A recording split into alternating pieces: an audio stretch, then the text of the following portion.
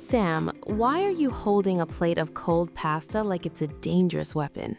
Wait, don't answer that. Just feel the heavy, uncomfortable silence in the room for a second. Have you ever felt that before an argument? Welcome back to the Oops English channel. I'm Lily, and today we are dealing with a topic that makes everyone sweat: conflict. Hi everyone, I'm Sam, and to answer your question, Lily, this plate of cold pasta almost ended my friendship last week. It was a very loud, very angry story. That is exactly why we are here today. Handling conflict in your native language is hard, but in English, it is the ultimate challenge. When your emotions rise, which means they increase in intensity, your English vocabulary just disappears. It really does. I usually speak well, but when I get angry, I sound like a caveman. I just practice avoidance. Avoidance means hiding from the problem so I don't have to speak. And that is the central problem. Avoiding a problem doesn't make it disappear. Unresolved issues always explode. But today, we will learn how to change a destructive conflict into a constructive one, meaning it actually leads to positive outcomes. We need 5 essential words: address, tension, hear out, de-escalate, and resolution. Let's use my pasta disaster to explain how this works. Perfect. There is a cycle to every conflict. Stage 1 is the tension. Tension builds up gradually over time. What happened with you and Marco? We had tension building up in our apartment for weeks over small domestic things, like shoes in the hallway or the trash not being taken out. We never talked about it. Then comes stage 2, the point of ignition. Ignition is the exact moment the conflict becomes open and visible. Right. On Thursday night, I left a single plate with a little bit of pasta in the sink. Marco walked in, saw the plate, and absolutely exploded.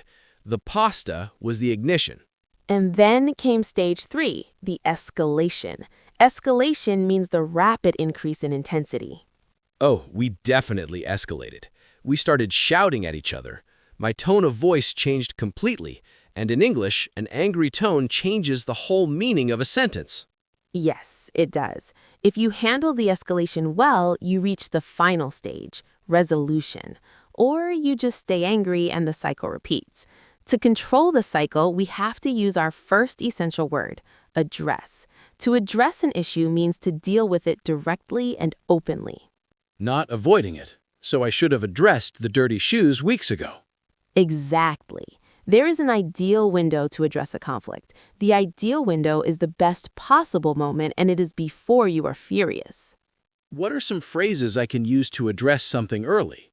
You can say, I think we need to address something that's been bothering me. I think we need to address something that's been bothering me. That sounds mature. What else? You could say, can we talk about what happened the other day? Or, I don't want this to become a bigger issue. Can we address it now? That is a great way to stop a fight before it starts. I need to address something with you.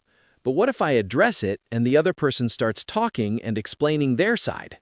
Then you use our second essential phrase, hear someone out. To hear someone out means to listen to them completely before you respond. You don't interrupt, you don't defend yourself. That requires patience. But I remember our lesson from episode 18. I need to listen to understand, not listen to respond. Exactly. You can tell them, I want to hear you out before I say anything. Or even ask, can I hear you out on this? Can I hear you out on this? That shows you genuinely want their perspective. I can also say, please go ahead, I'm listening. Yes. Or, I hear you. Tell me more about how you see it. Tell me more about how you see it. If Marco had said that instead of shouting about pasta, the fight never would have happened. True. But if the shouting does start, you must use our next word, de-escalate. To de-escalate means to reduce the intensity of a conflict. You have to lower the emotional heat. And you mentioned earlier that tone of voice is everything. It is your greatest instrument for de-escalation. Keep your voice calm and low and say, let's take a breath before we continue. Let's take a breath before we continue. That is like a pause button.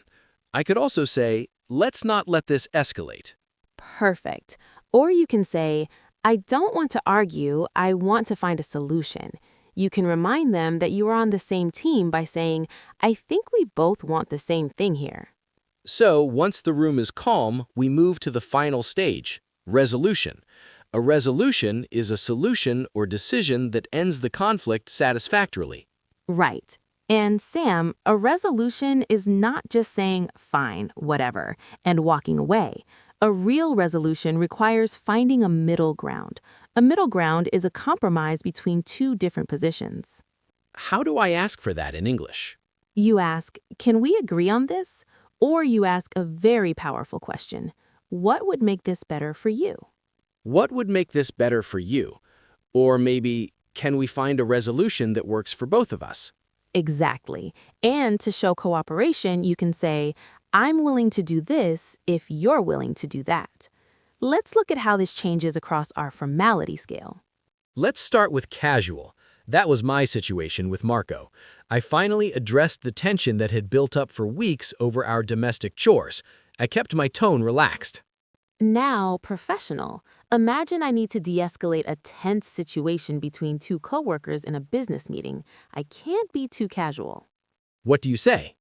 I would step in and say, let's take a breath. I think there's been a misunderstanding. Let's find a middle ground. Very professional. What about emotional, when the conflict is with someone you love and finding the right words is incredibly hard? You have to be vulnerable. You say, I'm not trying to attack you. I just need to talk about this. And then you validate them by saying, I hear where you're coming from. Where you're coming from. That means you understand their perspective and their reasoning, even if you disagree. Exactly. Now let's make sure you avoid the common mistakes. Mistake number 1, using the phrases you always or you never. Oh, I hate that. You never clean the kitchen. It immediately puts the other person on the defensive. Being on the defensive means feeling attacked and wanting to fight back. Mistake number 2, resolving the tension superficially. Superficially means just on the surface, like saying it's fine when it's definitely not fine. Exactly. Mistake number 3, confusing de-escalation with giving in. To give in means surrendering your position completely just to make the argument stop. Right. De-escalating is lowering the temperature of the room. Giving in is just losing on purpose. They are completely different things. And mistake number 4, waiting too much time to address the problem. If you wait months, the tension becomes irresolvable. Irresolvable means impossible to fix, which brings us perfectly to our visual metaphor. The cooking pot. Yes, an unaddressed conflict is exactly like steam in a closed cooking pot. Steam is the hot gas from boiling water. If you keep the lid completely closed, the pressure builds up more and more. Yes, addressing the problem is like opening the valve. A valve is a mechanism that releases pressure safely. If you don't open the valve, the pot will eventually explode. Wow. So resolution is not turning off the heat forever. Resolution is learning how to cook with the heat in a safe, controlled way. Precisely. So, tell us, Sam, how did the pasta disaster end? Well, when Marco started shouting, I realized it was never about the pasta. It was about the pressure in the pot. So I took a breath, lowered my tone, and said, Marco, I'm not trying to attack you. I hear where you're coming from.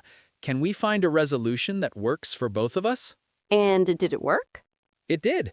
We opened a valve. We talked about the shoes, the trash, and we found a middle ground. I am so proud of you, Sam. Let's see if you can keep that cool energy for the quiz. Turn up the heat. I am ready. Question 1. What does it mean to hear someone out? It means to listen to them completely before responding, without interrupting or defending yourself. Correct. Question 2. Why should you never say you always or you never in a conflict? Because it instantly puts the other person on the defensive and makes them feel attacked. Spot on. Question 3. What is the difference between de-escalating and giving in? De-escalating is reducing the emotional intensity of the argument. Giving in is surrendering your position completely just to stop the fight. Perfect. Question 4. What is a middle ground? It is a compromise between two different positions, a true resolution that works for both people. Exactly. Question 5. According to our metaphor, why do you need to open the valve to address a problem? Because unaddressed conflict is like steam in a closed pot. If you don't release the pressure safely, it will explode over a plate of pasta. Brilliant, Sam. 100% correct. Now let's practice our expressions. I will say the phrase, you repeat slowly. I am ready to practice. I think we need to address something that's been bothering me. I think we need to address something that's been bothering me. Beautiful. Let's try one for de-escalating. I'm ready. I don't want to argue. I want to find a solution. I don't want to argue. I want to find a solution. Perfectly done, Sam. You are a master at conflict resolution now. Yeah. I'm gonna go wash that pasta plate right now before the pot starts boiling again. That is a very constructive idea.